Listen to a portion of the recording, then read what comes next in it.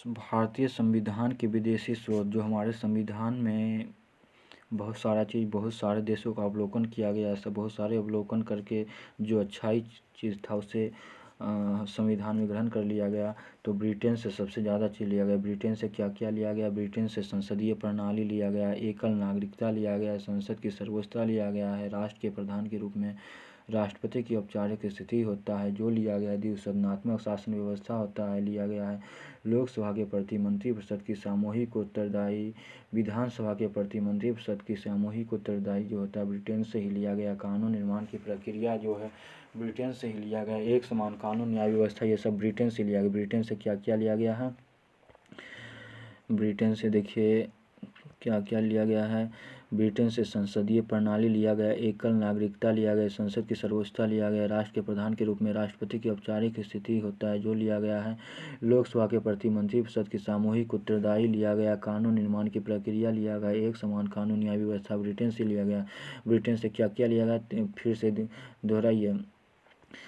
Britain से संसदीय प्रणाली लिया गया, एकल नागरिकता लिया गया, संसद की सर्वोच्चता लिया गया, राष्ट्र के प्रधान के रूप में राष्ट्रपति की औपचारिक स्थिति लिया गया, लोकसभा के प्रति मंत्रिपरिषद की सामूहिक उत्तरदायी, कानून निर्माण की प्रक्रिया, एक समान कानून न्याय व्यवस्था, ये सब कहाँ से? ब्रिटेन से लिया गया है। उसके बाद ब्रिटेन के बाद दूसरा का सबसे ज़्यादा USA United state of America, संयुक्त राज्य अमेरिका से क्या क्या लिया गया? मूल अधिकार, संविधान की प्रस्तावना, उद्देशिका, उपराष्ट्रपति का पद, राष्ट्रपति पर महाभियोग की प्रक्रिया, संविधान की सर्वोच्चता, न्यायालय की सर्वोच्चता, न्यायिक पुनरावलोकन, राष्ट्रपति के निर्वाचन की प्रक्रिया, ये सब कहाँ से लिया गया? संयुक्त राज्य अमेरिका से लिया गया। संयुक्त राज्य अमेरिका से क्या क्या लिया गया है?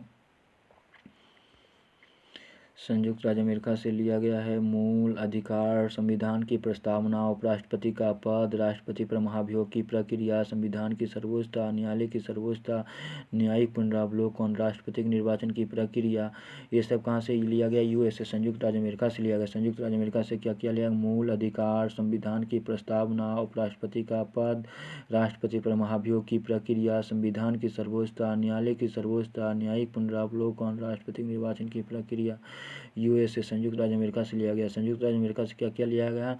8 चीज़। मूल अधिकार, संविधान की प्रस्तावना, उपराष्ट्रपति का पद, राष्ट्रपति पर महाभियोग की प्रक्रिया, संविधान की सर्वोच्चता, न्यायालय की सर्वोच्चता, न्यायिक पुनरावलोकन, राष्ट्रपति के निर्वाचन की प्रक्रिया, यूएसए संयुक्त राज्य अमेरिका से लिया गया। संयुक्त राज्य अमेरिका से क्या क्या लिया गया? मूल अधिकार, संविधान की प्रस्तावना, उपराष्ट्रपति का पद, राष्ट्रपति पर महाभियोग की प्रक्रिया जो अनुच्छेद 61 के तहत किया जाता है, और संविधान की सर्वोच्चता, न्यायालय की सर्वोच्चता, न्यायिक पुनरावलोकन, राष्ट्रपति के निर्वाचन की प्रक्रिया, यूएसए संयुक्त राज्य अमेरिका से लिया गया है। उसके बाद कनाडा से 3 चीज़ लिया गया। कनाडा से क्या क्या? राष्ट्रपति के निर्वाचक मंडल, राष्ट्रपति के निर्वाचक मंडल में कौन कौन भाग लेते हैं? संसद के सदस्य में लोकसभा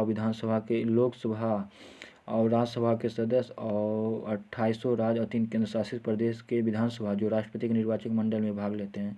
तो राष्ट्रपति का निर्वाचक मंडल जो कहाँ से लिया गया? आयरलैंड से लिया गया है। उसके बाद राष्ट्रपति द्वारा राज्यसभा में 12 सदस्यों का जो मनोनयन करते हैं वह भी आयरलैंड से लिया गया है। राज्य के नीति निर्देशक तत्व आयरलैंड से लिया गया। आयरलैंड से 3 चीज़, राष्ट्रपति के निर्वाचक मंडल, राष्ट्रपति के द्वारा राज्यसभा में 12 सदस्यों का मनोनयन और राज्य के नीति निर्देशक तत्व आयरलैंड से लिया गया। आयरलैंड से 3 चीज़ क्या क्या लिया गया है? राष्ट्रपति के निर्वाचक मंडल, राष्ट्रपति द्वारा राज्यसभा में 12 सदस्यों का मनोनयन और राज्य के नीति निर्देशक तत्व आयरलैंड से लिया गया है। ऑस्ट्रेलिया से क्या क्या लिया गया है? देखिए आयरलैंड से क्या क्या लिया गया? राष्ट्रपति का निर्वाचक मंडल, राष्ट्रपति द्वारा राज्यसभा में 12 सदस्यों का मनोनयन, राज्य के नीति निर्देशक तत्व आयरलैंड से लिया गया। ऑस्ट्रेलिया से क्या क्या लिया गया? समवर्ती सूची, संविधान की प्रस्तावना की भाषा, केंद्र एवं राज्यों की विशक्ति का बंटवारा, संयुक्त अधिवेशन ऑस्ट्रेलिया से लिया गया। संयुक्त अधिवेशन 108 के तहत समवर्ती सूची ऑस्ट्रेलिया से लिया गया। समवर्ती सूची संविधान की प्रस्तावना की भाषा, केंद्र एवं राज्यों की विशक्ति का बंटवारा, संयुक्त अधिवेशन ऑस्ट्रेलिया से लिया गया। ऑस्ट्रेलिया से क्या लिया गया? ऑस्ट्रेलिया से मात्र 4 चीज लिया गया। समवर्ती सूची संविधान की प्रस्तावना की भाषा, केंद्र एवं राज्यों की विशक्ति का बंटवारा, संयुक्त अधिवेशन ऑस्ट्रेलिया से लिया गया। ऑस्ट्रेलिया से क्या लिया गया है? समवर्ती सूची संविधान की प्रस्तावना की भाषा, केंद्र एवं राज्यों की विशक्ति का बंटवारा, संयुक्त अधिवेशन ऑस्ट्रेलिया से लिया गया। ऑस्ट्रेलिया से क्या लिया गया? समवर्ती सूची संविधान की प्रस्तावना की भाषा, केंद्र एवं राज्यों की विशक्ति का बंटवारा, संयुक्त अधिवेशन ऑस्ट्रेलिया से लिया गया। ऑस्ट्रेलिया से क्या लिया गया?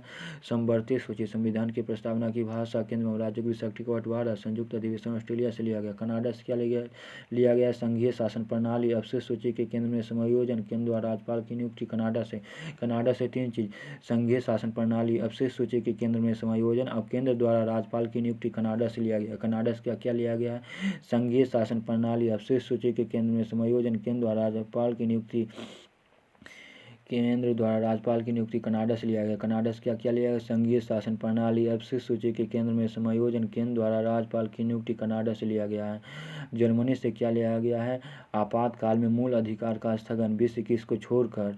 जर्मनी से लिया गया। कानून द्वारा स्थापित प्रक्रिया, जर्मनी से लिया गया है। पर जर्मनी से मात्र 2 चीज ही लिया गया है। आपातकाल में मूल अधिकार का स्थगन, 2021 को छोड़कर शेष सभी मूलाधिकार निलंबित हो जाते हैं आपातकाल के दौरान, वह जर्मनी से लिया गया है। कानून द्वारा स्थापित प्रणाली जो है जर्मनी से लिया गया है। आपातकाल में मूल अधिकार का स्थगन और कानून द्वारा स्थापित प्रणाली, जर्मनी से 2 चीज लिया गया है। आपातकाल में मूल अधिकार का स्थगन और कानून द्वारा स्थापित प्रणाली, जर्मनी से लिया गया है। फ्रांस से क्या लिया गया? फ्रांस से गणतंत्रात्मक शासन व्यवस्था लिया गया। प्रस्तावना में स्वतंत्रता, समानता और बंधुत्व का आदर्श, फ्रांस से लिया गया। फ्रांस से 2 चीज लिया गया है। गणतंत्रात्मक शासन व्यवस्था, प्रस्तावना में स्वतंत्रता, समानता और बंधुत्व का आदर्श। फ्रांस से क्या लिया गया है? गणतंत्रात्मक शासन व्यवस्था, प्रस्तावना में स्वतंत्रता, समानता और बंधुत्व का आदर्श।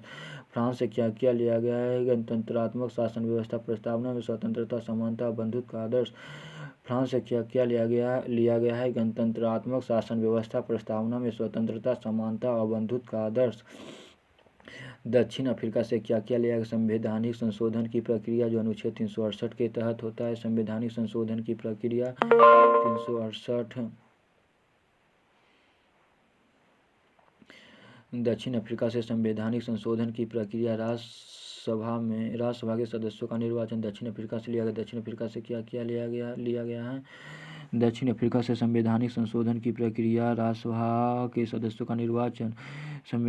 दक्षिण अफ्रीका से लिया गया संवैधानिक संशोधन की प्रक्रिया, जो अनुच्छेद 368 के तहत किया जाता है, और राज्यसभा के सदस्यों का निर्वाचन। दक्षिण अफ्रीका से संवैधानिक संशोधन की प्रक्रिया और राज्यसभा के सदस्यों का निर्वाचन, दक्षिण अफ्रीका से लिया गया। दक्षिण अफ्रीका से क्या लिया गया? संवैधानिक संशोधन की प्रक्रिया, राज्यसभा के सदस्यों का निर्वाचन, दक्षिण अफ्रीका से लिया गया। मूल कर्तव्य जो है पूर्व सोवियत रूस से लिया गया। मूल कर्तव्य कहाँ से लिया गया? रूस से। मूल कर्तव्य कहाँ से लिया गया? रूस से। मूल कर्तव्य कहाँ से लिया गया है? रूस से। विधि द्वारा स्थापित प्रक्रिया कहाँ से लिया गया? जापान से। विधि द्वारा स्थापित प्रक्रिया कहाँ से लिया गया है? जापान से। विधि द्वारा स्थापित प्रक्रिया कहाँ से लिया गया है? जापान से। भारत का संविधान विश्व का सबसे बड़ा लिखित संविधान है। भारत का संविधान जो है वह विश्व का सबसे बड़ा लिखित संविधान है। अब संविधान की कुछ प्रमुख विशेषता जो है उसे देख लेते हैं। संविधान की कुछ प्रमुख विशेषता में, हमारे संविधान में पहले 8 अनुसूची, 22 भाग, 395 अनुच्छेद था, जो बढ़ करके 12 अनुसूची, 22 भाग और 395 अनुच्छेद से अधिक 465 अनुच्छेद हो गई है।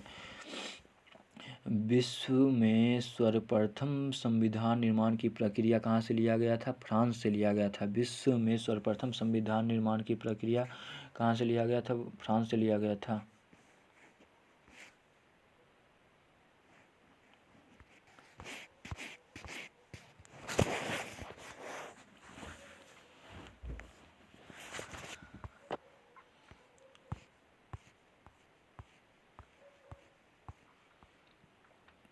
विश्व में सर्वप्रथम संविधान निर्माण की प्रक्रिया फ्रांस में प्रारंभ हुआ। विश्व में सर्वप्रथम संविधान निर्माण की प्रक्रिया फ्रांस में प्रारंभ हुआ। विश्व का पहला लिखित संविधान अमेरिका का संविधान है। विश्व का पहला लिखित संविधान कहाँ का संविधान है? अमेरिका का संविधान है।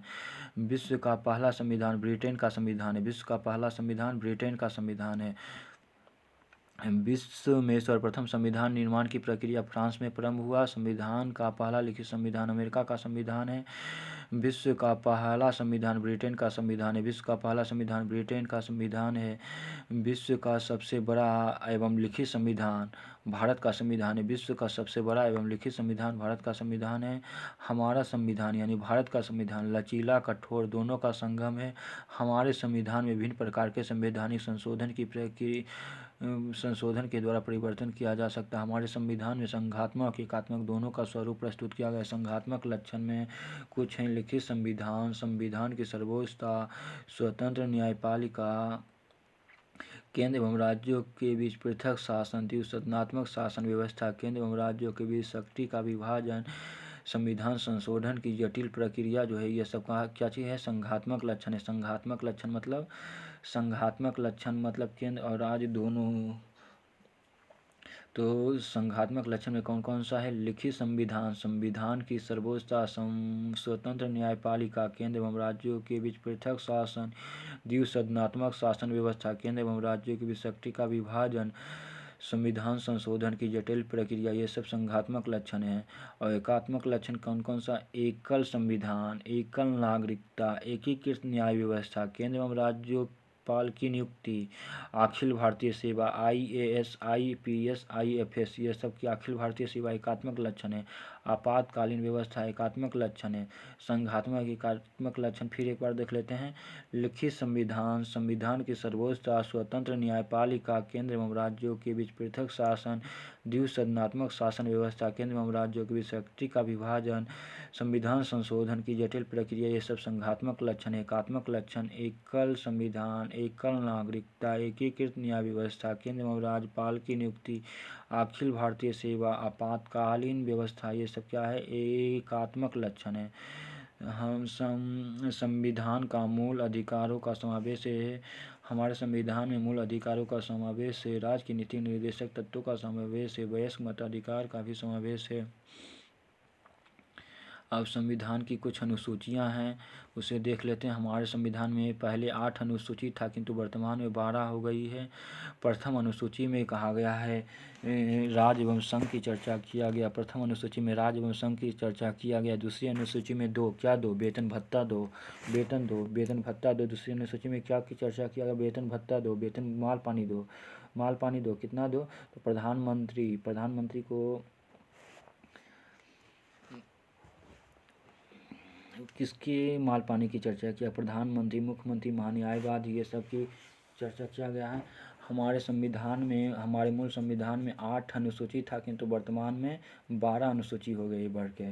तो प्रथम अनुसूची में केंद्र एवं राज्य की चर्चा, राज्य एवं संघ की चर्चा किया गया प्रथम अनुसूची में। दूसरी अनुसूची में वेतन दो, विभिन्न पदाधिकारियों की वेतन भत्ता की चर्चा किया गया है, जिसमें राष्ट्रपति को 5 लाख, उपराष्ट्रपति को 4 लाख, लोकसभा अध्यक्ष को 4 लाख, राज्यपाल, लोकसभा अध्यक्ष, उपाध्यक्ष को 3.5 लाख, सर्वोच्च न्यायालय के मुख्य न्यायाधीश को 2,80,000, सर्वोच्च न्यायालय के अन्य न्यायाधीश को 2,50,000 और उच्च न्यायालय के मुख्य न्यायाधीश को 2,25,000, उच्च न्यायालय के अन्य न्यायाधीश को उच्च न्यायालय के मुख्य न्यायाधीश को 2,25,000, उच्च न्यायालय के अन्य न्यायाधीश को 2 लाख, उच्च न्यायालय के मुख्य न्यायाधीश को 2,50,000, उच्च न्यायालय के अन्य न्यायाधीश को 2,25,000, नियंत्रक एवं महालेखा परीक्षक को भी 2,50,000 की चर्चा किया गया है। तो प्रथम अनुसूची में केंद्र एवं राज्य की चर्चा किया। दूसरी अनुसूची में विभिन्न पदाधिकारियों के वेतन भत्ता, माल पानी की चर्चा किया गया है। वेतन दो तो कितना? राष्ट्रपति को कितना वेतन मिलेगा?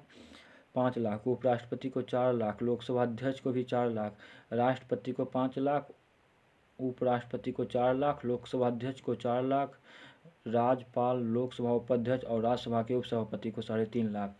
देखिए, राष्ट्रपति को 5 लाख, उपराष्ट्रपति और लोकसभा अध्यक्ष को 4 लाख, राष्ट्रपति को 5 लाख, उपराष्ट्रपति और लोकसभा अध्यक्ष को 4 लाख, राज्यपाल, लोकसभा उपाध्यक्ष, राज्यसभा के उपसभापति और राज्यपाल को 3.5 लाख, राष्ट्रपति को 5 लाख, उपराष्ट्रपति और लोकसभा अध्यक्ष को 4 लाख, राज्यपाल, लोकसभा उपाध्यक्ष और राज्यसभा के सभापति 3.5 लाख, सर्वोच्च न्यायालय के मुख्य न्यायाधीश 2,80,000, सर्वोच्च न्यायालय के अन्य न्यायाधीश 2,50,000, भारत के मुख्य चुनाव आयुक्त को भी 2,50,000, नियंत्रक एवं महालेखा परीक्षक को भी 2,50,000, उच्च न्यायालय के मुख्य न्यायाधीश को भी 2,50,000, उच्च न्यायालय के अन्य न्यायाधीश को 2,25,000।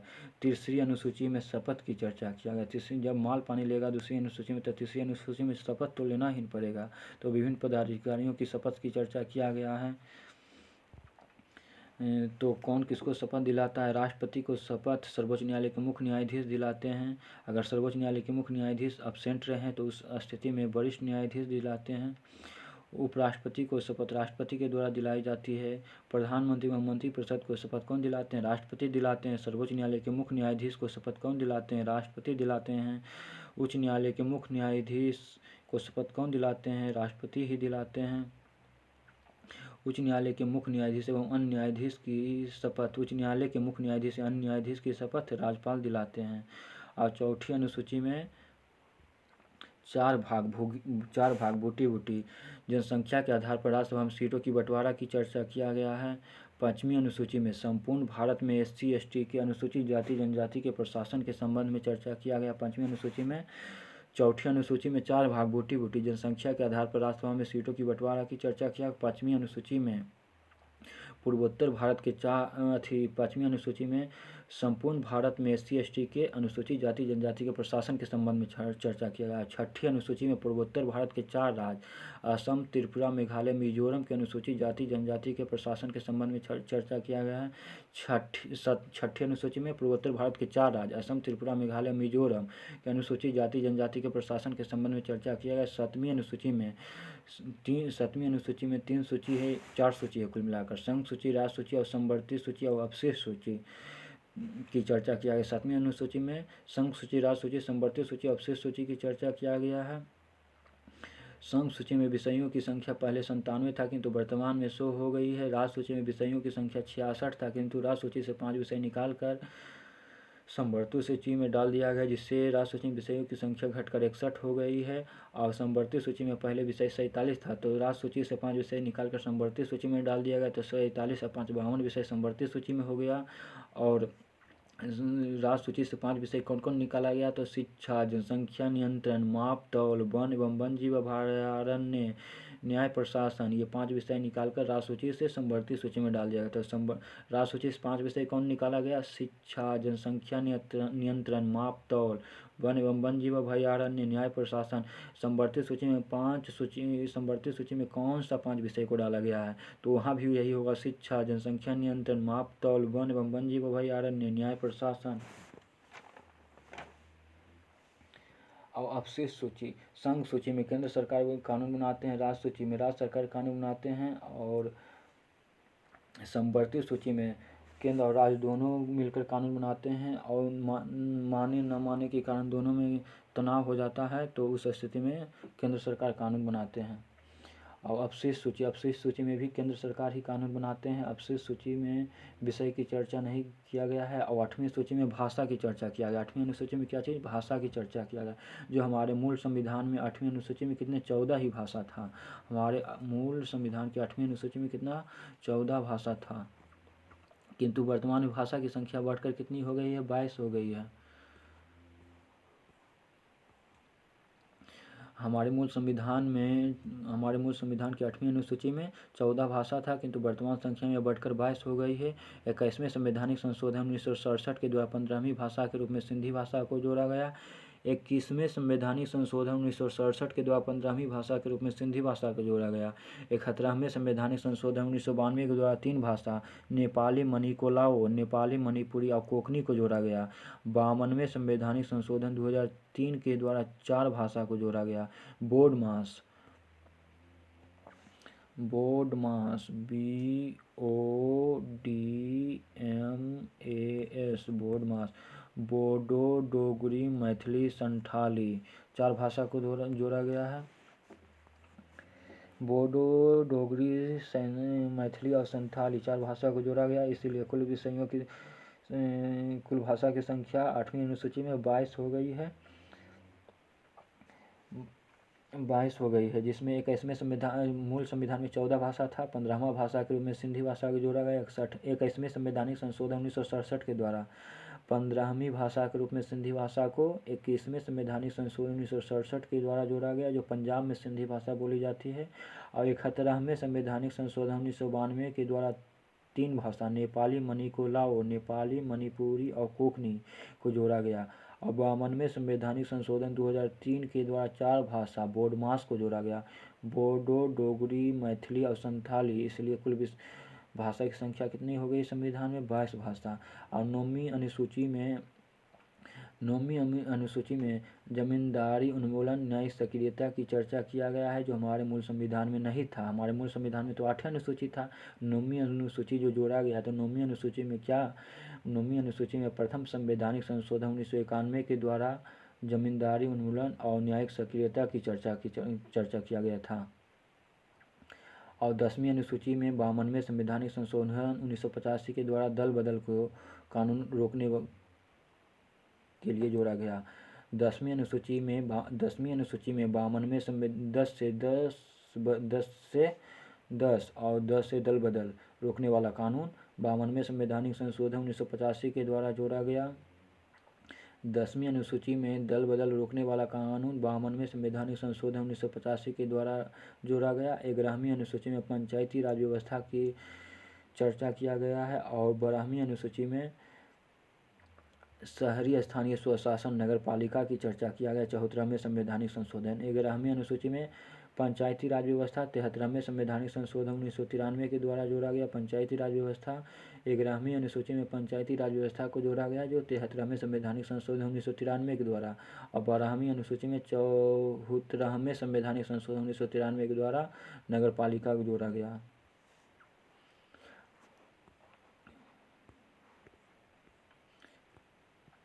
अब संविधान के कुछ प्रमुख भाग एवं उसके अनुच्छेद हैं। भाग 1 में अनुच्छेद 1 से 4 की चर्चा किया गया। भाग 1 अनुच्छेद 1 से 4। भाग 1 में राज्य और केंद्र शासित प्रदेश की चर्चा किया गया, अनुच्छेद 1 से 4। भाग 2 में नागरिकता 5 से 11। भाग 3 में मूल अधिकार 12 से 35। भाग 4 में राज्य के नीति निर्देशक 36 से 51। भाग 4 की क 51 की क जोड़ा गया। भाग 5 में 52 से 151 की चर्चा किया। केंद्र सरकार की कार्यपालिका, विधायिका और न्यायपालिका की चर्चा किया गया। भाग 6 में 152 से 237 की चर्चा किया गया, जिसमें राज्य सरकार की कार्यपालिका, विधायिका और न्यायपालिका की चर्चा किया गया। भाग 8 में केंद्र और राज्य के बीच संबंधों की चर्चा किया गया, अनुच्छेद 239 से 242। भाग 9 में पंचायती राज व्यवस्था की चर्चा किया गया, अनुच्छेद 243 में 1 से लेकर 29 तक। भाग 9 की क में नगरपालिका की चर्चा किया गया, अनुच्छेद 243 में 30 से लेकर 48 तक। भाग 9 की ख में 243 के 49 से 62 तक सहकारी समिति का गठन किया गया है। भाग 10 में अनुच्छेद 244 अनुसूचित जाति जनजाति के विशेष प्रावधान की चर्चा किया गया है। भाग 11 में अनुच्छेद 245 से 263 केंद्र एवं राज्य के बीच विधायी एवं प्रशासनिक शक्ति की चर्चा किया गया है। भाग 14 में अनुच्छेद 308 से 323 तक की चर्चा किया गया। अखिल भारतीय सेवा के साथ साथ केंद्र और राज्य के अधीन आने वाली सेवाएं, यूपीएससी, राज्य लोक सेवा आयोग की चर्चा किया गया। भाग 14 की क 323 के 1 और 323 के भी विभिन्न प्रकार के ट्रिब्यूनल की चर्चा किया गया, जो 42वें संवैधानिक संशोधन 1976 के द्वारा जोड़ा गया।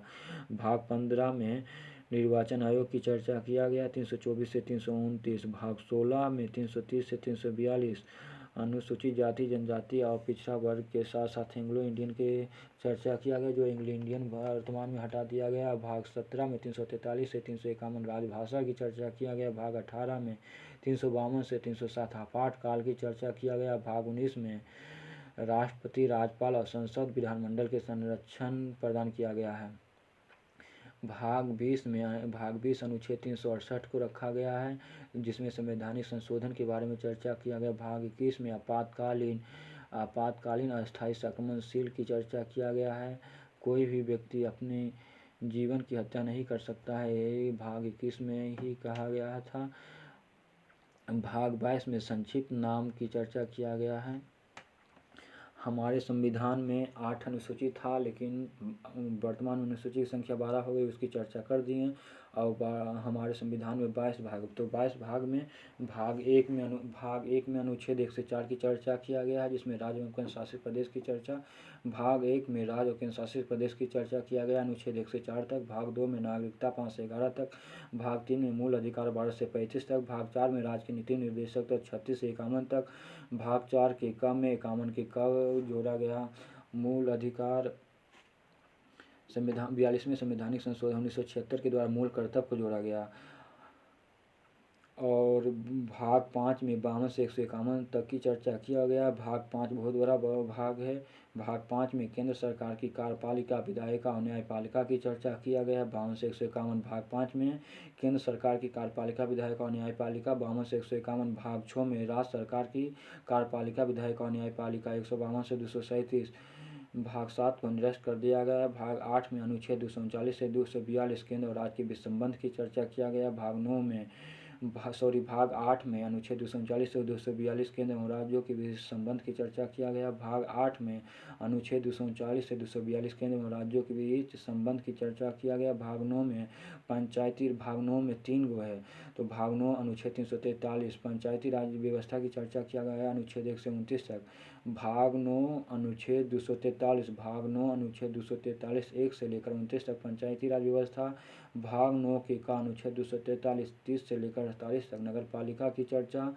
भाग 9 के खा 243 के 49 से लेकर 62 तक सहकारी समिति की चर्चा किया गया। भाग 9 अनुच्छेद 243 1 से लेकर 29 तक पंचायती राज व्यवस्था। भाग 9 अनुच्छेद 243 भाग 9 का अनुच्छेद 243 नगर पालिका की चर्चा किया गया। 30 से 48 भाग 9 के खा 243 49 से 62 तक सहकारी समिति का गठन किया गया। भाग 10 में अनुच्छेद 244 अनुसूचित जाति अनुसूचित जनजाति के विशेष प्रावधान की चर्चा किया गया है। भाग 11 में 245 से 263 तक विधायी व प्रशासनिक शक्ति की चर्चा किया गया। भाग 14 308 से 323 अखिल भारतीय सेवा के साथ साथ केंद्र एवं राज्य के भी अधीन सेवाएं की चर्चा किया गया है। भाग 14 की का 323 से और 323 के भी विभिन्न प्रकार के ट्रिब्यूनल की चर्चा किया गया। भाग 15 में निर्वाचन आयोग की चर्चा किया गया। निर्वाचन आयोग की चर्चा भाग 15 में 324 से 329 निर्वाचन आयोग की चर्चा भाग 15 में 324 से 329 भाग 15 में निर्वाचन आयोग 324 से 329 भाग 16 में 330 से 342 अनुसूचित जाति जनजाति और पिछड़ा वर्ग के साथ साथ एंग्लो इंडियन की चर्चा किया गया। भाग 16 में जो एंग्लो इंडियन को अब हटा दिया गया है, एंग्लो इंडियन के सदस्य के रूप में जो राष्ट्रपति दोष एंग्लो इंडियन को करते हुए हटा दिया गया है। अब वो 543 को ही सिलेक्ट करके जो जाएंगे वो संसद में वही होंगे। और भाग 17 में 343 से 351 राजभाषा की चर्चा किया गया। भाग 18 में 352 से 360 आपातकाल की चर्चा किया गया। भाग 19 में राष्ट्रपति, राज्यपाल और संसद विधानमंडल के संरक्षण की चर्चा किया गया है। भाग 20 में अनुच्छेद 368 की चर्चा किया गया। संवैधानिक संशोधन की चर्चा किया गया। भाग 21 में अस्थायी संक्रमणशील की चर्चा किया गया है। और भाग 22 में संक्षिप्त नाम 393 से 395 तक की चर्चा किया गया। संविधान की उद्देशिका या प्रस्तावना की अब चर्चा करेंगे। संविधान की उद्देशिका या प्रस्तावना। हमारे संविधान की प्रस्तावना अमेरिका के संविधान से लिया गया है, जबकि प्रस्तावना की भाषा कहाँ से? ऑस्ट्रेलिया के संविधान से लिया गया। संविधान की प्रस्तावना को संविधान का दर्पण कहा जाता है। संविधान सभा के सामने जवाहरलाल नेहरू ने 13 दिसंबर 1946 ईस्वी को संविधान की उद्देशिका प्रस्तुत किया, जिसे मोतीलाल नेहरू ने तैयार किया। संविधान की प्रस्तावना को अब तक मात्र एक बार संशोधन किया गया। 42वें संवैधानिक संशोधन 1976 के द्वारा है, जिसमें 3 शब्द को जोड़ा गया है। समाजवादी, धर्मनिरपेक्ष, एकता एवं अखंडता शब्द को जोड़ा गया है। हमारे प्रस्तावना की शुरुआत हम भारत लोक के शब्द से होता है। हमारे प्रस्तावना के सबसे प्रमुख 5 तथ्य इस क्रम में है।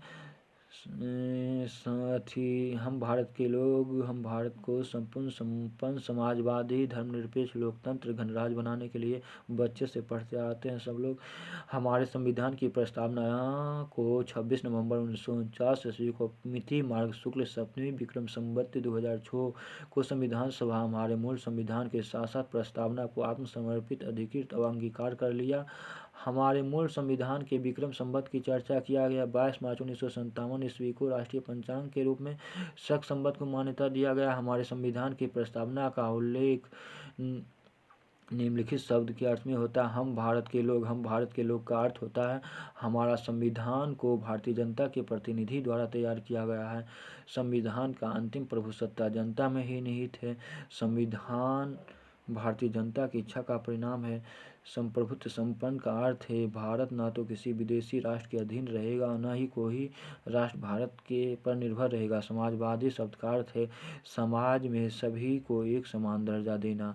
यह शब्द हमारे मूल संविधान में नहीं था। 42वें संवैधानिक संशोधन 1976 के द्वारा जोड़ा गया। समाजवादी को हमारे संविधान के भाग 4 के अंतर्गत राज्य के नीति निर्देशक तत्व समाजवादी लक्षण पहले से मौजूद था। भारत में समाजवाद लोकतांत्रिक समाजवाद है जिसमें गरीबी, असमानता, बीमारी इत्यादि को समाप्त करने की बात कहा गया है। लोकतांत्रिक समाजवाद में मिश्रित अर्थव्यवस्था को अपनाया गया है जिसमें सार्वजनिक क्षेत्र एवं निजी क्षेत्र दोनों को एक साथ काम करते हुए नजर आते हैं। धर्मनिरपेक्ष हमारे मूल प्रस्तावना में यह शब्द नहीं था। इसे 42वें संवैधानिक संशोधन 1976 के द्वारा जोड़ा गया।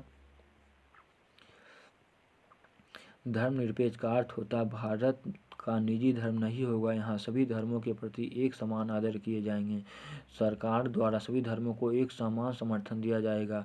लोकतांत्रिक का अर्थ होता है संविधान की सारी शक्ति जनता में निहित है।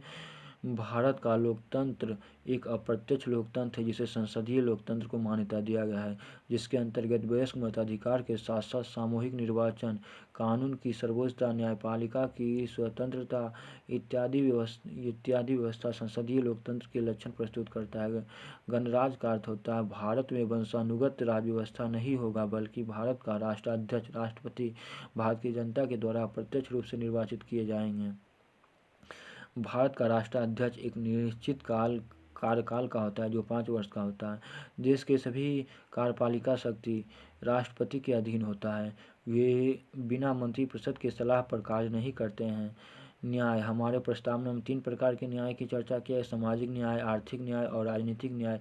इन तीनों न्याय की सुरक्षा के लिए मूल अधिकार एवं राज्य के नीति निर्देशक तत्व की विस्तृत व्याख्या किया गया है। आर्थिक न्याय शब्द 1917 ईस्वी के रूसी क्रांति वैश्विक क्रांति से लिया गया। आर्थिक न्याय कहाँ से लिया गया? रूस क्रांति वैश्विक क्रांति से आर्थिक न्याय 1917 में लिया गया है। हमारे प्रस्तावना में दिए गए स्वतंत्रता के मूल अधिकार के जरिए सुनिश्चित किया गया है। हमारे प्रस्तावना में स्वतंत्रता, समानता, बंधुत्व का आदर्श 1789 फ्रांस की क्रांति से लिया गया है। हमारे प्रस्तावना में स्वतंत्रता, समानता और बंधुत्व का आदर्श फ्रांस की क्रांति से लिया गया है 1789 में। हमारे प्रस्तावना में 2 प्रकार की समानता की चर्चा किया गया। प्रतिष्ठा की समानता और अवसर की समानता। संविधान की प्रस्तावना के बारे में A.K. अय्यर ने कहा, प्रस्तावना निर्माताओं का दीर्घकालीन सपनों का विचार है। प्रस्तावना संविधान निर्माताओं को दीर्घकालीन सपनों का विचार है। प्रस्तावना संविधान निर्माताओं के दीर्घकालीन सपनों का विचार है। कौन कहा? A.K. स्वामी अय्यर ने कहा। K.M. मुंशी ने प्रस्तावना राजनीतिक कुंडली कहा। राजनीतिक कुंडली कहा K.M. मुंशी ने कहा प्रस्तावना को राजनीतिक कुंडली कौन कहा? K.M. मुंशी कहा। अर्नेस्ट वर्कर ने कहा संविधान की कुंजी। अर्नेस्ट वर्कर ने कहा संविधान की कुंजी। और ठाकुरदास मार्गन ने संविधान की आत्मा कहा। ठाकुरदास मार्गन ने संविधान की आत्मा कहा। और जबकि भीमराव अंबेडकर ने संविधान की आत्मा अनुच्छेद 32 को कहा। हमारे संविधान की प्रस्तावना में 5 प्रकार की स्वतंत्रता की चर्चा किया गया है। विचार, अभिव्यक्ति, विश्वास, धर्म और उपासना की चर्चा किया गया है। अब भाग 1 में भाग 1 अनुच्छेद 104 इसमें संघ और राज्य की चर्चा किया गया है। स्वतंत्रता प्राप्ति के पश्चात भाषाई आधार पर राज्यों के पुनर्गठन की मांग सामने आई। इसके लिए जेबीपी समिति की बनाई गई। जवाहरलाल नेहरू, वल्लभ भाई पटेल और भी से पट्टाभी सीतारमैया। जेबीपी समिति भाषाई आधार पर राज्यों के पुनर्गठन के लिए जेबीपी समिति का गठन किया गया जिससे जवाहरलाल नेहरू, भी से वल्लभ भाई पटेल और पी से पट्टाभी सीतारमैया। इस समिति में भाषाई आधार पर राज्यों के पुनर्गठन को अस्वीकार कर दिया गया। लेकिन जब कोई मरा तेलुगु भाषा के लोगों पोट्टी श्री रामालुलु की तेलुगु भाषा के लोगों ने आंदोलन छेड़ दिया। इस आंदोलन के दौरान पोट्टी श्री रामालुलु की मृत्यु हो गई। 1 अक्टूबर 1953 ईस्वी को तेलुगु भाषाई के लोगों के लिए एक पृथक राज्य आंध्र प्रदेश को बना दिया गया। आंदोलन के दौरान इनकी मृत्यु हो गई। 1 अक्टूबर 1953 को तेलुगु भाषा के लोगों के लिए एक पृथक राज्य आंध्र प्रदेश को बना दिया गया। इसी तरह भाषाई आधार पर गठित भारत का पहला राज्य आंध्र प्रदेश बना। 1953 ईस्वी में फजल अली की अध्यक्षता में एक राज्य पुनर्गठन आयोग बनाया गया, जिसके अन्य सदस्य हृदयनाथ कुंजरू एवं के.एम. पनिकर को बनाया गया। राज्य पुनर्गठन आयोग फजल अली की अध्यक्षता में 1953 में बनाया गया, जिसके सदस्य हृदयनाथ कुंजरू एवं के.एम. पनिकर थे। जेबीबी समिति ने अपनी रिपोर्ट 1955 ईस्वी को सरकार को सौंपी। भाषाई आधार पर राज्यों के पुनर्गठन की बात को स्वीकार कर लिया। इस समिति के रिपोर्ट के आधार पर हमारे संविधान के 7वें संवैधानिक संशोधन 1956 ईस्वी में किया गया, जिसके तहत राज्यों को भाषाई आधार पर पुनर्गठन की बात को कानूनी दर्जा दिया गया। 1956 ईस्वी में 14 राज्य अछूत केंद्र शासित प्रदेश को गठन किया गया, किंतु वर्तमान समय में 29 राज्य और 7 केंद्र शासित प्रदेश हैं। भाषाई आधार पर गठित देश का दूसरा राज्य गुजरात है। पहला राज्य आंध्र प्रदेश और दूसरा भाषाई आधार पर गठित राज्य गुजरात है, जिसे महाराष्ट्र से अलग करके 1960 ईस्वी में गुजरात को अलग राज्य बना दिया गया, 15वें राज्य के रूप में दर्जा दे दिया गया। भाषाई आधार पर गठित देश का दूसरा राज्य गुजरात, जो महाराष्ट्र से अलग होकर 1960 ईस्वी में 15वें राज्य के रूप में दर्जा दिया गया। स्वतंत्रता प्राप्ति के पश्चात ऐसे ही भारतीय क्षेत्र जिस पर पुर्तगाली सरकार फ्रांसीसी सरकार का नियंत्रण था, फ्रांस सरकार ने 1 नवंबर 1954 ईस्वी भारत में स्थित सभी क्षेत्र जैसे पंडुचेरी, चंद्रनगर, कराईकाल इत्यादि क्षेत्र भारत सरकार को सौंप दिया। ठीक उसी तरह 1961 ईस्वी में पुर्तगाली सरकार ने भी गोवा, दमन दीव और भारत सरकार के नियंत्रण में ले लिया।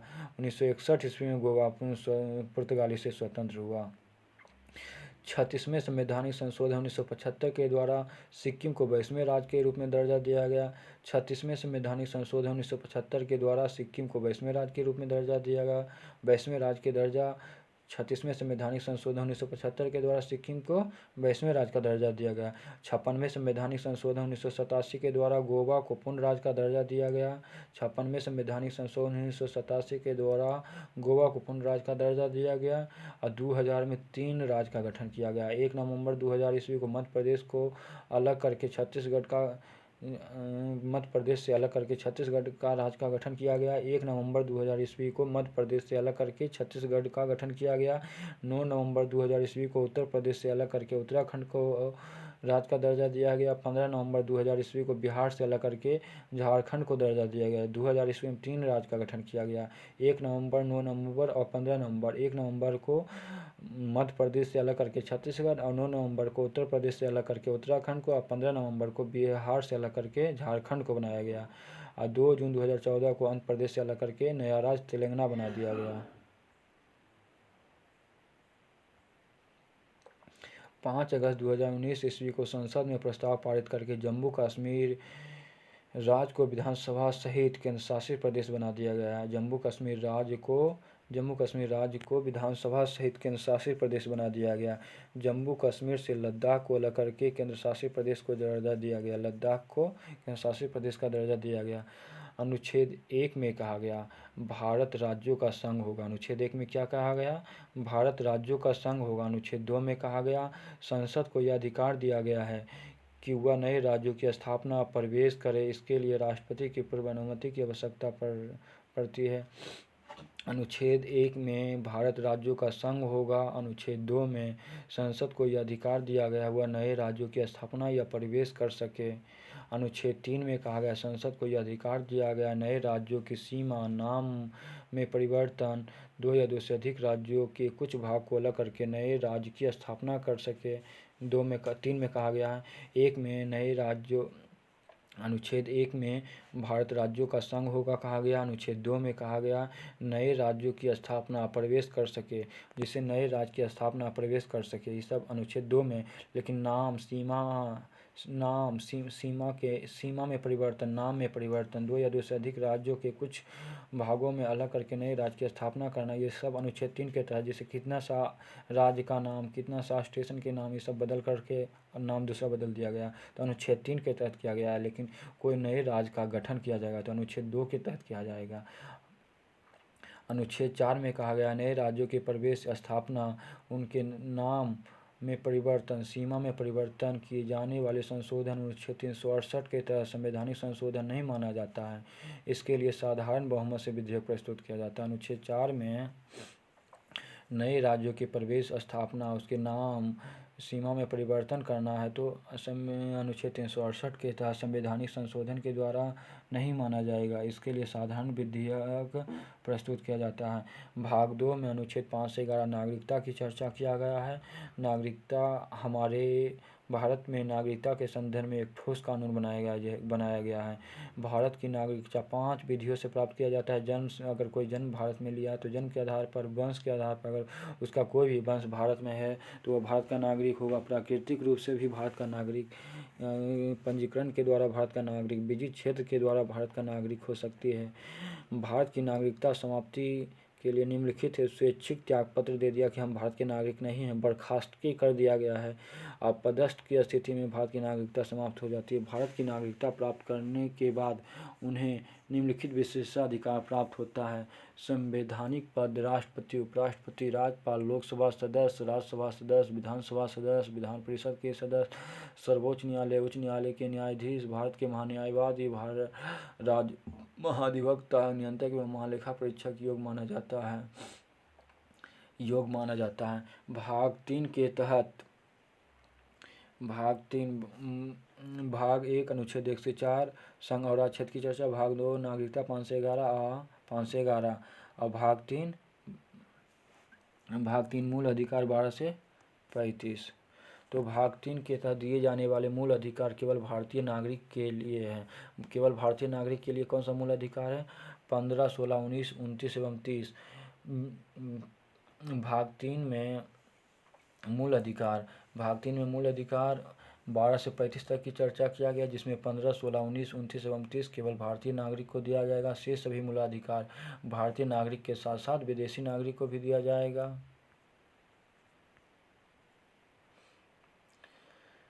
भाग 3 12 से 35 तक की चर्चा किया गया। यह मूल अधिकार की प्रमुख विशेषता है। यह सीमित नहीं है बल्कि इस राज्य के द्वारा प्रतिबंध लगाया जा सकता है। मूल अधिकार की प्रकृति न्यायोचित है। इसकी कमी या क्षति होने के विरुद्ध न्यायालय जाया जा सकता है। मूल अधिकार स्थायी नहीं होता, इसमें कटौती की जा सकती है संसद के द्वारा। अनुच्छेद 20 से किसके तहत दिए जाने वाला है मूल अधिकार? राष्ट्रीय आपात के दौरान भी निलंबित नहीं किया जा सकता। राष्ट्रीय आपातकाल के दौरान मूल अधिकार का निलंबन नहीं किया जा सकता है। कहाँ से लिया गया? आपातकाल के दौरान मूल अधिकार का निलंबन नहीं किया जा सकता है।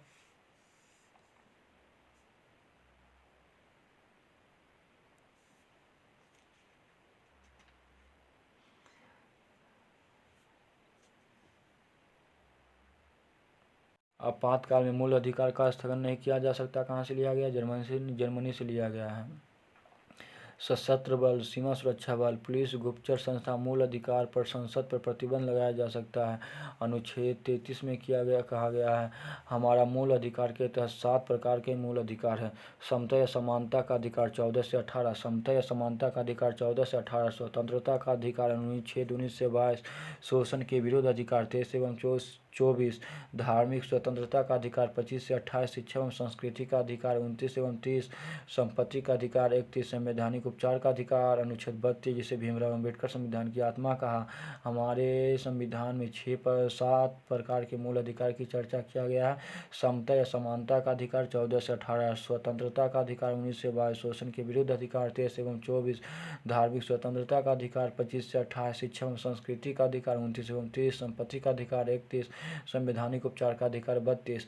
7 प्रकार के मूल अधिकार की चर्चा किया गया, जिसमें समता या समानता का अधिकार 14 से 18, स्वतंत्रता का अधिकार 19 से 22, शोषण के विरुद्ध अधिकार 23 एवं 24, धार्मिक स्वतंत्रता का अधिकार 25 से 28, शिक्षा एवं संस्कृति का अधिकार 29 एवं 30, संपत्ति का अधिकार 31, संवैधानिक उपचार का अधिकार अनुच्छेद 32।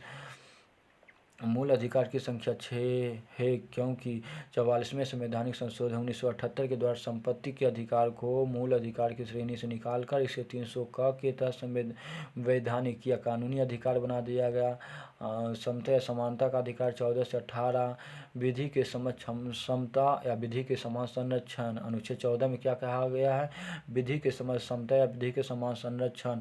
कानून के समक्ष समानता ब्रिटेन के संविधान से लिया गया, जबकि कानून का समान संरक्षण अमेरिका के संविधान से लिया गया। कानून के समक्ष समानता ब्रिटेन के संविधान से, अब कानून का समान संरक्षण अमेरिका के संविधान से लिया गया। अनुच्छेद 15 में जाति, धर्म, लिंग, वंश, जन्म स्थान इत्यादि के आधार पर सार्वजनिक स्थल पर किसी भी प्रकार का भेदभाव नहीं किया जा सकता है। यह अनुच्छेद सामाजिक समानता को उपलब्ध कराती है। अनुच्छेद 5 से 15 प से पब्लिक पैलेस, जाति, धर्म, लिंग, वंश, जन्म स्थान इत्यादि के आधार पर किसी भी प्रकार का भेदभाव नहीं किया जा सकता है। अनुच्छेद 15 में कहा गया है। इस अनुच्छेद में यह भी अनुमति दिया गया महिला और बच्चों के लिए अलग से व्यवस्था कर सकती है, वो अलग बात है। अनुच्छेद 16 में कहा गया है जाति, धर्म, लिंग, वंश, जन्म स्थान के आधार पर सार्वजनिक रोजगार में भी कोई प्रकार का भेदभाव नहीं किया जा सकता, लेकिन कुछ पिछड़ा वर्ग जो है SC, ST, OBC हैं, उसे आरक्षण की व्यवस्था कर सकती है सरकार। अनुच्छेद 16 में कहा गया है रोजगार के मामले में कोई भी प्रकार का भेदभाव नहीं, लेकिन कुछ पिछड़े वर्ग जो हैं SC, ST, OBC को आरक्षण की व्यवस्था किया जा सकता है। अनुच्छेद 17 में अश्लीलता को, छुआछूत को पर प्रतिबंध लगाया गया है।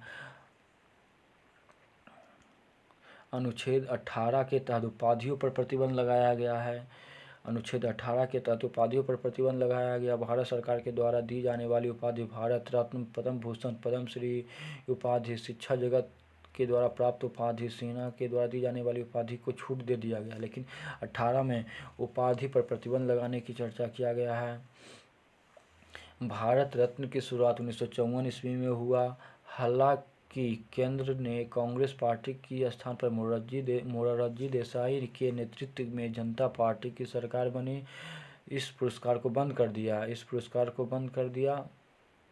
भारत रत्न को बंद कर दिया और 1979 में जनता पार्टी की सरकार पुनः कांग्रेस पार्टी की सरकार बनी और प्रधानमंत्री इंदिरा गांधी ने पुनः चालू कर दिया। अब तक के 48 व्यक्तियों को भारत रत्न से सम्मानित किया गया। 1954 ईस्वी में यह 3 व्यक्ति को दिया गया।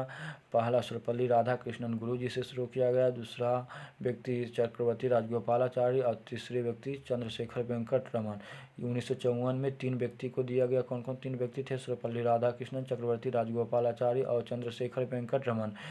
भारत रत्न पुरस्कार राष्ट्रपति द्वारा गणतंत्र दिवस पर असैनिक सेवा के लिए दिया जाता है। भारत रत्न पुरस्कार राष्ट्रपति के द्वारा गणतंत्र दिवस के दिन असैनिक सेवा के लिए दिया जाता है। मरणोपरांत यह पुरस्कार प्राप्त करने वाले पहले व्यक्ति लाल बहादुर शास्त्री थे, 1966 में दिया गया।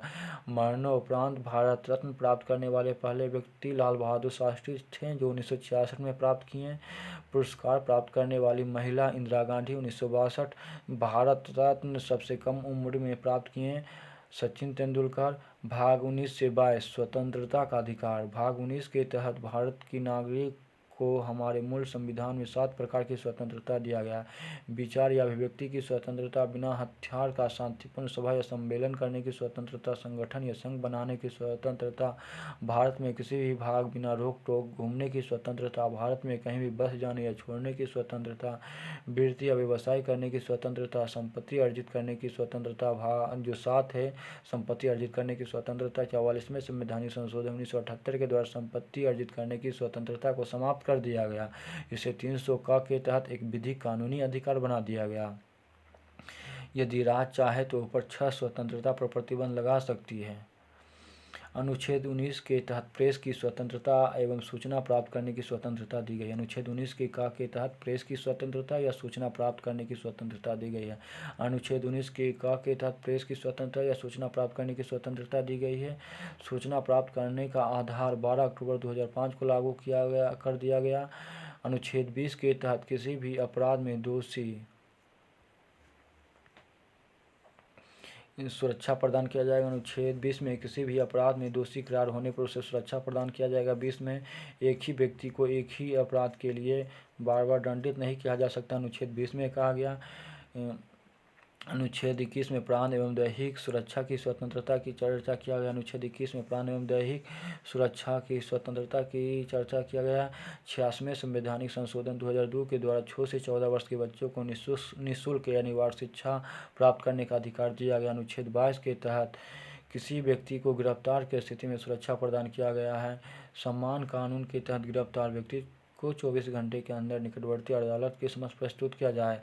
इस 24 घंटे में समय का अवकाश समय यातायात समय को नहीं जोड़ा जाएगा। शोषण के विरुद्ध अधिकार अनुच्छेद 23 एवं 24। अनुच्छेद 23 में माल की खरीद बिक्री, बलात्, बेगारी, श्रम पर प्रतिबंध लगाया गया। अनुच्छेद 23 में मानव की खरीद बिक्री, बलात्, श्रम या बेगारी या श्रम पर प्रतिबंध लगाया गया। अनुच्छेद 23 में मानव की खरीद बिक्री, बलात् या श्रम या बेगारी श्रम पर प्रतिबंध लगाया गया। अनुच्छेद 23 में मानव की खरीद बिक्री, बलात् या बेगारी श्रम पर प्रतिबंध लगाया गया। अनुच्छेद 23 में मानव की खरीद बिक्री, बलात् या बेगारी श्रम पर प्रतिबंध लगाया गया। अनुच्छेद 24 में 14 वर्ष से कम उम्र के बच्चों को खतरनाक रसायन उद्योग, भारी कारखाना में कार्य करने पर प्रतिबंध लगाया गया। अनुच्छेद 24 में 14 वर्ष से कम उम्र के बच्चों को खतरनाक रसायन, भारी उद्योग में कार्य करने पर प्रतिबंध लगाया गया है। इन्हें रोजगार देने का न्यायिक प्रतिबंध लगाया गया है।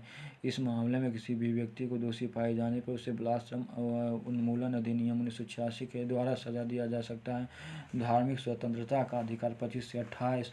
अनुच्छेद 50 में किसी भी व्यक्ति को धर्म की विवेचना एवं उसकी स्वतंत्रता पूर्वक अपनाने या अधिकार दिया गया है। अनुच्छेद 25 में धार्मिक स्वतंत्रता की चर्चा किया गया। अनुच्छेद 26 में धार्मिक कल्याणकारी राज्य की स्थापना की चर्चा किया गया। अनुच्छेद 25 में के तहत धार्मिक स्वतंत्रता का अधिकार। अनुच्छेद 26 के तहत सामूहिक धार्मिक स्वतंत्रता की बात कहा गया। अनुच्छेद 25 में व्यक्तिगत धार्मिक स्वतंत्रता, अनुच्छेद 26 में सामूहिक धार्मिक स्वतंत्रता की चर्चा किया गया। जबकि अनुच्छेद 27 में धार्मिक एवं सामाजिक व्यवस्था बनाए रखने के लिए यदि कोई व्यक्ति राजस्व की वसूली करता है तो वह आयकर से मुक्त होगी।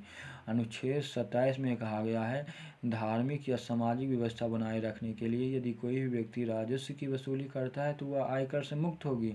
अनुच्छेद 28 में कहा गया, राज्य सरकार के द्वारा संचालित किसी भी शिक्षण संस्थान में धार्मिक निर्देश लागू नहीं किया जा सकता है। किसी भी शिक्षण संस्थान में धार्मिक निर्देश को लागू नहीं किया जा सकता है। अनुच्छेद 28 में कहा गया है, शिक्षा एवं संस्कृति का अधिकार 29 एवं 30। अनुच्छेद 29 में कहा गया है, भारत का कोई भी नागरिक अपनी भाषा, बोली, लिपि, संस्कृति सुरक्षित रखने का अधिकार है। उन्हें किसी भी संस्थान में इस आधार को प्रवेश से रोका नहीं जा सकता। वह संसद में भी अगर उसकी भाषा मैथिली है तो वह संसद में भी मैथिली बोल सकता है। 29 में पहली बार अल्पसंख्यक एवं धार्मिक भाषाई आधार पर सुरक्षा प्रदान किया गया। अनुच्छेद 29 में धार्मिक आधार पर सुरक्षा प्रदान किया गया है।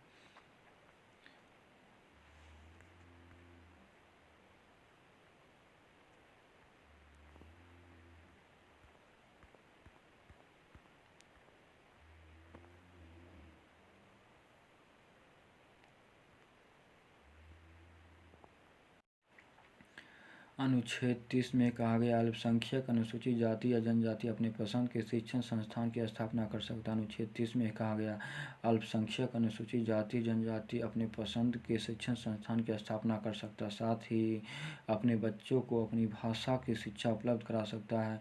अनुच्छेद 32 को संवैधानिक उपचार का अधिकार, जिसे भीमराव अम्बेडकर ने संविधान की आत्मा कहा, किसी भी व्यक्ति मूल अधिकार की कमी या क्षति होने पर वह व्यक्ति सीधे सर्वोच्च न्यायालय जा सकता है। अनुच्छेद 32 में कहा गया है, कोई भी व्यक्ति को मूल अधिकार में कमी या क्षति होने पर वह व्यक्ति इस मामले में सीधे सर्वोच्च न्यायालय जा सकता है। सर्वोच्च न्यायालय अनुच्छेद 32 के तहत 5 प्रकार की रिट जारी करता है, जबकि उच्च न्यायालय अनुच्छेद 226 के तहत 5 प्रकार की रिट जारी करता है। अनुच्छेद 32 में संवैधानिक उपचार का अधिकार, कोई भी व्यक्ति मूल अधिकार में कमी या हनन होने पर वह सीधे सर्वोच्च न्यायालय जा सकता है। अनुच्छेद 32 के तहत सर्वोच्च न्यायालय 5 प्रकार की रिट जारी करते हैं और उच्च न्यायालय अनुच्छेद 226 के तहत 5 प्रकार की रिट जारी करते हैं।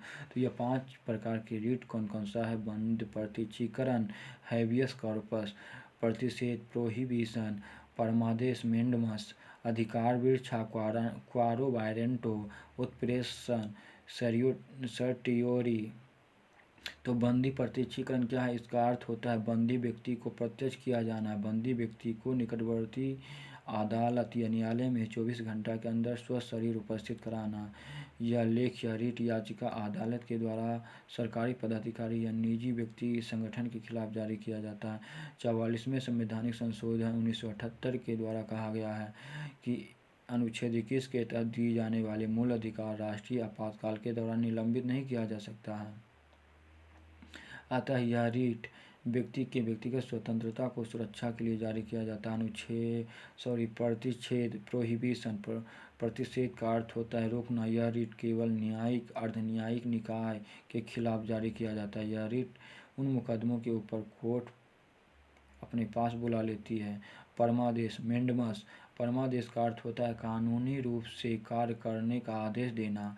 यह एक ऐसा नियंत्रण है जो जिसे किसी न्यायालय के द्वारा सार्वजनिक अधिकारियों के खिलाफ जारी किया जाता है। परमादेश जो है सार्वजनिक अधिकारियों के खिलाफ जारी किया जाता है। निजी परमादेश किसके खिलाफ जारी नहीं किया जाता है? निजी व्यक्ति के खिलाफ जारी नहीं किया जाता है। गैर संवैधानिक संस्था के खिलाफ जारी नहीं किया जाता है। भारत के राष्ट्रपति के खिलाफ जारी नहीं किया जाता है। राज्यपाल, केंद्र शासित प्रदेश एवं प्रशासक के खिलाफ परमादेश जारी नहीं किया जाता। सर्वोच्च न्यायालय के मुख्य न्यायाधीश के खिलाफ परमादेश जारी नहीं किया जाता। ठेकेदार उत्थान के खिलाफ परमादेश जारी नहीं किया जाता है।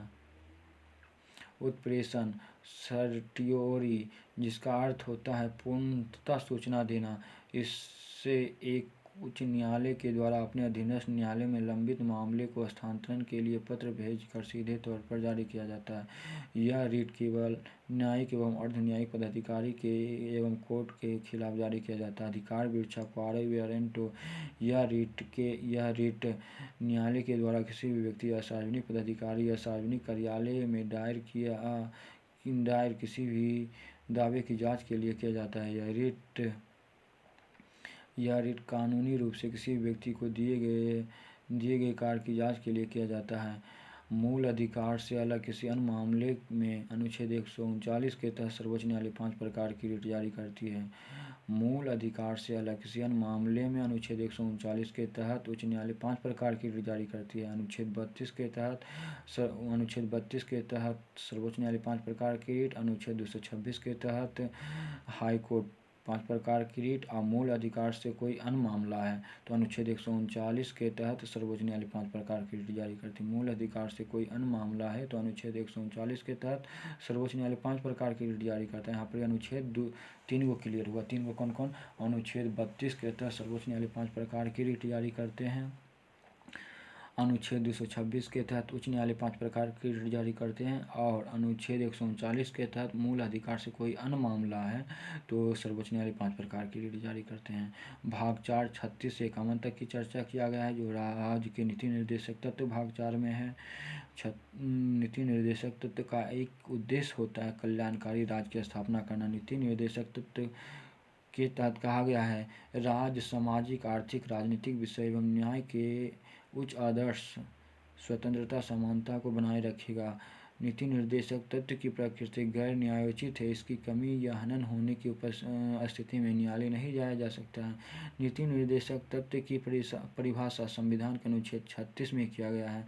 अनुच्छेद 40 में पंचायती राज की गठन की चर्चा किया गया। अनुच्छेद 39 के अंतर्गत राज्य अपने यहाँ नागरिकों के समान न्याय और गरीबों को निःशुल्क कानूनी सुविधा उपलब्ध करा सकती है। अनुच्छेद 44 में एक समान सिविल संहिता लागू किया गया। अनुच्छेद 45 में 14 वर्ष से कम उम्र के बच्चों को निःशुल्क अनिवार्य शिक्षा की व्यवस्था किया गया है। अनुच्छेद 48 में कृषि एवं पशुपालन की चर्चा किया गया। अनुच्छेद 48 के क में पर्यावरण सुरक्षा एवं वन जीव अभयारण्य की संरक्षण की चर्चा किया गया है। अनुच्छेद 50 में कार्यपालिका एवं न्यायपालिका से अलग रखा गया है। अनुच्छेद 50 में कार्यपालिका को न्यायपालिका से अलग रखा गया है। राज्य के नीति निर्देशक तत्व सामाजिक कल्याण को प्रोत्साहित करना जबकि मूल अधिकार के व्यक्तिगत कल्याण को प्रोत्साहन करना। नीति निर्देशक तत्व राष्ट्रीय आपातकाल के दौरान निलंबित नहीं किया जा सकता है।